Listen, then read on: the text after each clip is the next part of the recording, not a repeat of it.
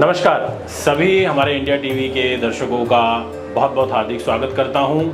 दोस्तों कल सुबह जी हाँ यानी कि 23 तारीख को सुबह 8:42 पर मंगल ग्रह का राशि परिवर्तन हो रहा है और मंगल जैसे ही राशि परिवर्तन करेंगे तो राहु के साथ इनकी युति बन जाएगी। और ज्योतिष शास्त्र में जब मंगल राहु इकट्ठे होते हैं तो उसको कहा जाता है अंगारक दोष, यानी कि दो दुश्मन एक दूसरे के साथ इकट्ठे होंगे।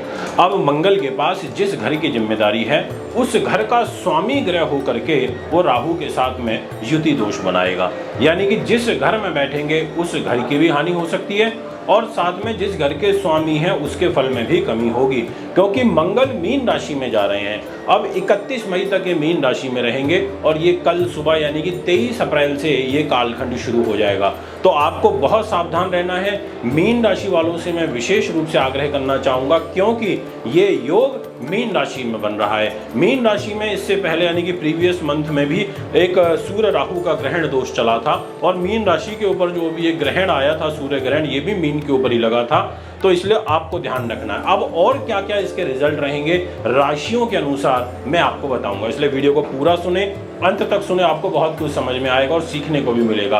तो अगर मैं मेष राशि की बात करूं तो आपके लिए मंगल आपकी राशि के लॉर्ड होकर के 12th हाउस में चले जाएंगे, यानी कि खर्च के घर में चले जाएंगे, द्वादश स्थान में चले जाएंगे, राहु के साथ में रहेंगे। ये योग अच्छा नहीं होता है, यानी कि खर्चों में वृद्धि होगी और साथ में मानसिक रूप से तनाव रहेगा। और मंगल आपकी आयु के स्वामी होकर के 12th हाउस में जा रहे हैं, इसका मतलब हेल्थ के ऊपर बुरा प्रभाव पड़ेगा। इसलिए मेष राशि वालों आप थोड़ा सा विशेष ध्यान रखें, सावधानी बरतें। अब बात करना चाहूंगा वृषभ राशि की। देखिए वृष राशि के स्वामी शुक्र ग्रह होते हैं और मंगल ग्रह 12th हाउस के लॉर्ड बनते हैं वृष राशि के अनुसार और बैठेंगे जाकर के लाभ के घर में। इसका मतलब लाभकारी परिस्थितियों का तो ये निर्माण करेंगे, पर दाम्पत्य जीवन में जरूर कमी देखने को मिलेगी।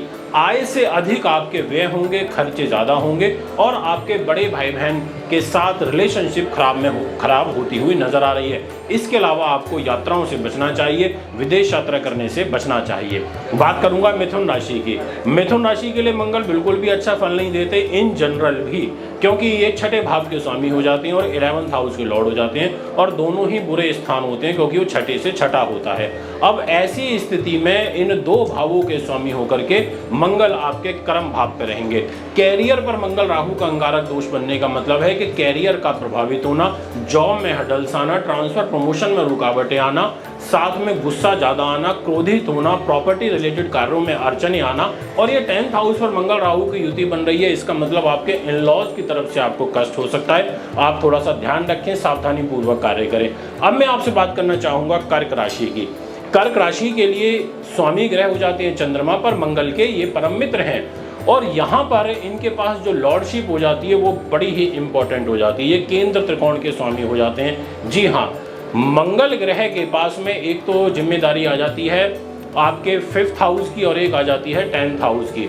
पर यहाँ पर मंगल ग्रह भाग्य स्थान में राहु के साथ बैठेगा, पिता को कष्ट होगा, धार्मिक जीवन में रुचि कम बनेगी, कैरियर में मेहनत परिश्रम ज़्यादा बनेगा और गुस्सा जल्दी आएगा, क्रोधित प्रवृत्ति हो जाएगी, क्योंकि क्रोध के स्वामी होकर के मंगल 9th हाउस में बैठेंगे और अंगारक दोष बनेगा। इसलिए आप किसी भी नए कार्यों को करने से पहले घर के बड़े लोगों की सलाह अवश्य लें।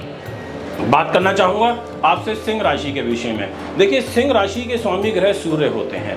अब यहाँ पर मंगल मित्र भी हैं सूर्य के, पर मंगल के पास जिम्मेदारी आ जाती है भाग्य की और दूसरी जिम्मेदारी आ जाती है सुख साधन, प्रॉपर्टी, वाहन, जमीन जायदाद और राजनीति की।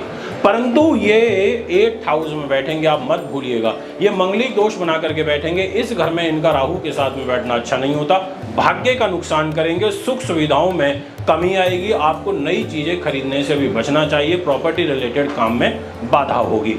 कन्या राशि की यदि मैं बात करूं तो कहना चाहूंगा आपके लिए कन्या वालों, यह जो मंगल राहु का प्रभाव कल से बनने जा रहा है लगभग 40-42 दिनों के लिए, इस योग में आपका दाम्पत्य जीवन विशेष रूप से प्रभावित होगा। इसलिए आपको मैरिज लाइफ का बहुत ध्यान रखते हुए चलना चाहिए, स्वास्थ्य का ध्यान रखते हुए चलना चाहिए और छोटे भाई बहन, मित्रगण, सगे संबंधियों से आपको हानि हो सकती है, इस बात का आपको ध्यान रखना चाहिए।